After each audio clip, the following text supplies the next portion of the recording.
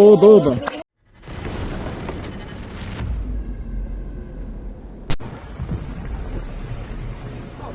Africa, a Russian group of Wagner mercenaries was defeated while attempting to capture the city of Tinzawatne in Mali.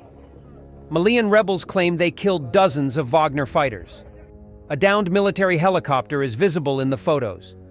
There is a lot of dead bodies in the videos. Unfortunately, we can't show them.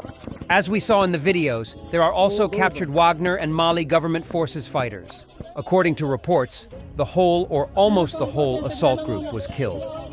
Judging by info available in Russian sources, there were 2 helicopters carrying Wagner fighters. One was forced to land after main pilot was shot from. Machine gun and then infantry were completely destroyed in a firefight.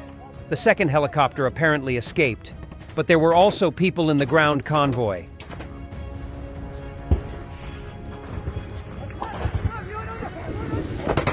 Malian rebels then showcased captured Chinese-made Norinco VP-11 MRAPs following recent battles with Wagner mercenaries and the Malian armed forces.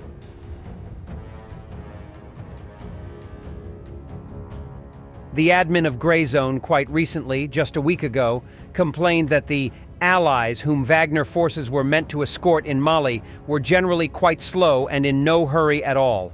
Apparently, it was one of these leisurely columns that was caught by Tuareg rebels. Anyone who has been on long-distance business trips knows how difficult it is sometimes to organize the movement of a column with allies, due to, let's say, their mentality. In the Middle East and Africa, life goes slowly for locals. Before one of the tasks, having lined up our cars in a column and prepared for the march, we traditionally waited and stood for those who were late. And in our car, it said the following: "They line up at sunrise, and by the time they start moving, it's already sunset," says the fighter. "They just like to understand that they are going into the sunset," adds the machine gunner. By the way, the Wagner Group is still active and actively recruiting volunteers for the long haul, meaning Africa.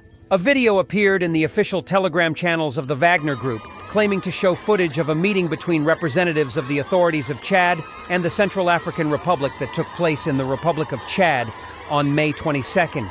A version appeared online that dead Prigozhin is in this video, the man whose face was blurred. It is stated that thanks to Russian specialists from Wagner Group, an agreement was reached to open a checkpoint near the town of Moyen-Sido for the free movement of people and goods. In addition, an agreement was reached on cooperation for coordinated counteraction to gangs. On the occasion of the agreement, thousands of local residents took to the streets to thank the Central African Republic authorities and Wagner Group instructors who did everything to make this crucial event happen.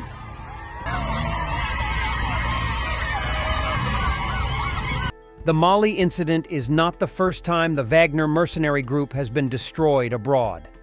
In the 2018 Battle of Kashum, dozens, if not hundreds, of Wagner militants were killed near the town of Kashum in the Deir ez-Zor governorate of Syria. It occurred when U.S. coalition forces clashed with Syrian pro-government militia and Russian Wagner contractors near Kashum.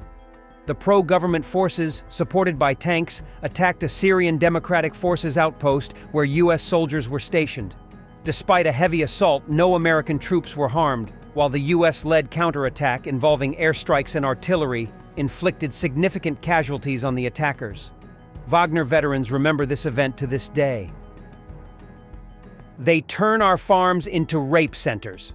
Russian mercenaries are accused of abuse in Central African Republic," writes The Guardian. Allegations of rape by Russian mercenaries, who have a large presence in Central African Republic restive northwest region, have escalated in recent months. Women and girls are avoiding going to the fields and markets, and food shortages are being reported as a result. Some food prices have increased by 50% in the last 8 months. In Bouar, the country's 5th largest town with a population of about 40,000, traders who buy crops directly from farmers say they have listened to numerous young women tell how they were raped in farms by white soldiers, as locals call the Russian mercenaries. Everyone is suffering because some heartless white soldiers have turned farms into rape centers. The Russians are operating under a mercenary structure referred to as the Africa Corps, part of the Expeditionary Corps, the new umbrella entity into which the Wagner Group, the Russian state-backed mercenaries, has been subsumed since the death of its leader, Yevgeny Prigozhin. The Guardian has published some terrible stories of girls from Central African Republic who have been sexually abused by Russian soldiers. Names have been changed to protect identities. The two sisters had just arrived at their family's field when two Russian mercenaries showed up. They held the girls at gunpoint and took turns raping them. We told them we were virgins and begged them not to touch us. But they wouldn't listen, says Coco. She was 17 when the attack happened last September in the family's field of yams and cassava in Ngagwene village, near Buar. Coco says it was her younger sister's 15th birthday. There were wounds all over her face, says Coco. She was beaten to a point where she could barely talk or even see clearly. Last December, two Russian mercenaries were behind Awa and her grandmother, who walked their usual 3-mile journey to their fields on the outskirts of Buar. One grabbed Awa while the other trained his gun on her grandmother.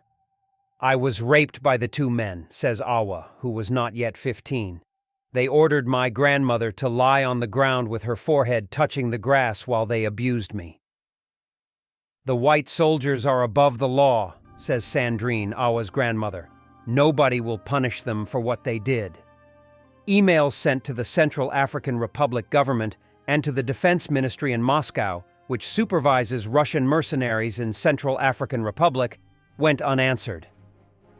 And when we talk about the use of Africa by the Russian side, Warthog Defense continuously reports about the recruitment of people from the African continent to fight, and unfortunately they most often die at the Ukrainian battlefields. And there are not a small number of African workers which accepted very generous offers to work in Russia and then stuck as slaves in Russian war factories.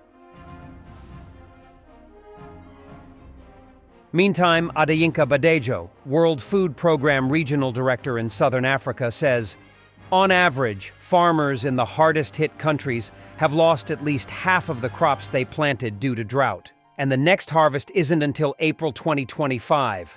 Our window to prevent a humanitarian catastrophe is fast closing. And at the same time, Russia has attacked Ukraine, one of the largest grain and food producers in the world. Russia is now destroying some of the most fertile lands on the planet. Thanks for watching, and don't forget to subscribe. Also, if you want to support Warthog Defense, please become our member and get early access to new videos, exclusive members-only videos, and become administrator in comment section. The membership link is in the description. Rescues every day. We had a guy last week, it's 6 rescues in 6 days. You know, he's doing the job every day.